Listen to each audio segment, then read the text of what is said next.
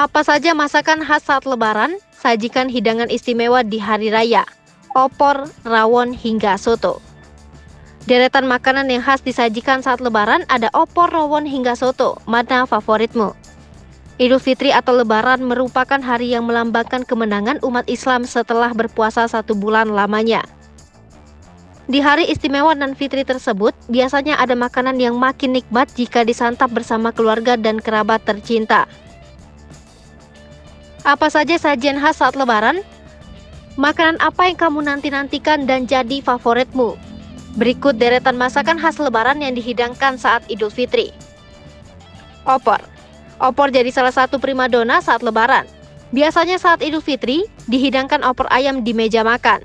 Opor ayam merupakan masakan sejenis kari ayam.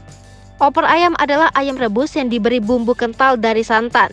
Agar makin sedap, opor ayam ditambah berbagai bumbu seperti serai, kuncur, dan sebagainya. Opor ayam biasanya disajikan pula dengan ketupat dan sambal goreng hati. Rawon.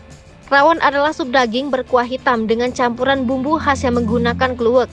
Masakan ini populer di Pulau Jawa. Daging rawon biasanya adalah daging sapi yang dipotong kecil-kecil.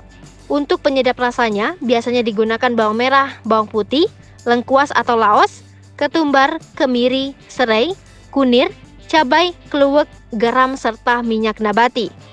Warna gelap rawon berasal dari kluwek. Agar makin segar, sajikan rawon dengan tauge, jeruk nipis, dan sambal. Soto. Soto bukan masakan asing bagi orang Indonesia. Ternyata masakan ini juga khas disajikan saat Lebaran. Di Indonesia banyak varian soto berdasarkan daerah. Tiap daerah memiliki ciri khas masing-masing dengan nama yang berbeda-beda pula. Sebenarnya, soto seperti sop yang dibuat dari daging dan sayuran. Bakso. Selain soto, bakso juga seringkali disajikan saat Idul Fitri. Bakso merupakan bola daging yang disantap dengan kuah.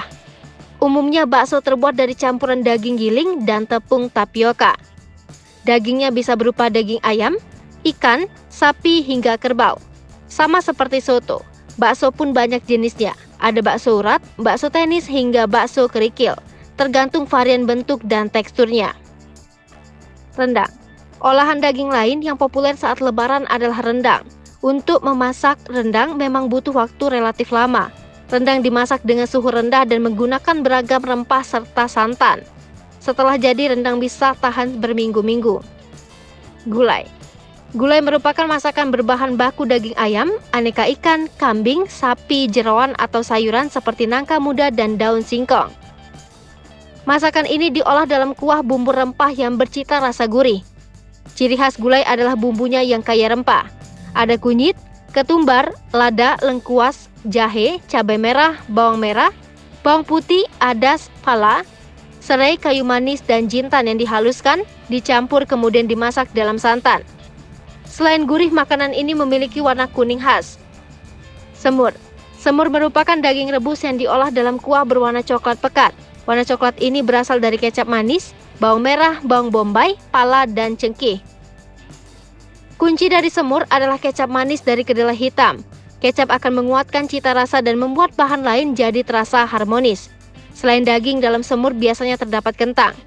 Untuk penyajiannya bisa ditambah tahu, tempe, telur, ikan, dan bahan lain-lain sesuai dengan selera masyarakat di daerah masing-masing.